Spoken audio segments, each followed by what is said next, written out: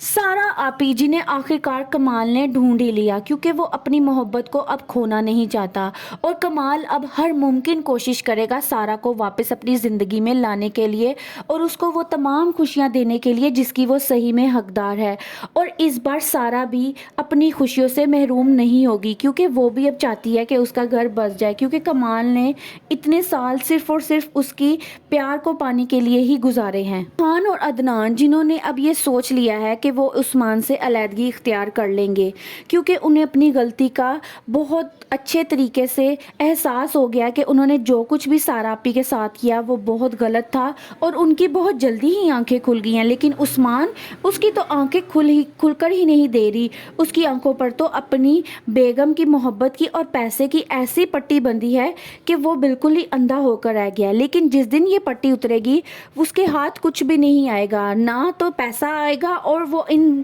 رشتوں سے بھی محروم ہو کر رہ جائے گا۔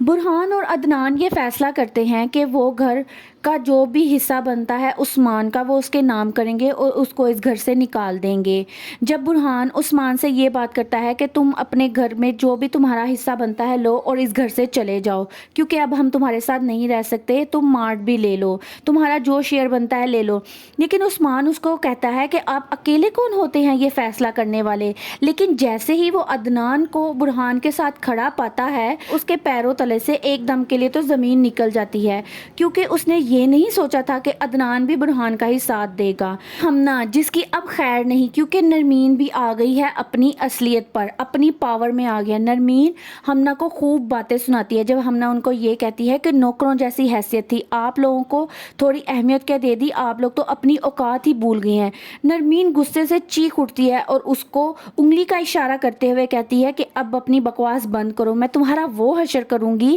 کہ تمہارے گھر والے بھی میرا کچھ نہیں بگاڑ سکیں گے۔ ہمنا جو کہ تل ملا اٹھتی ہے اور ان کو جو تانے کل تک دے رہی ہوتی ہے، آج اس کے پاس کسی بھی بات کا جواب نہیں ہوتا کہ وہ نرمین کو کوئی جواب دے سکے۔ عثمان کو دیکھ کر ایسے لگتا ہے کہ وہ چاہ کر بھی اپنے بھائیوں کا ساتھ نہیں دے سکتا، کیونکہ اس کی ڈور صرف اور صرف ہمنا کے ہاتھ میں ہے۔ وہ اس کو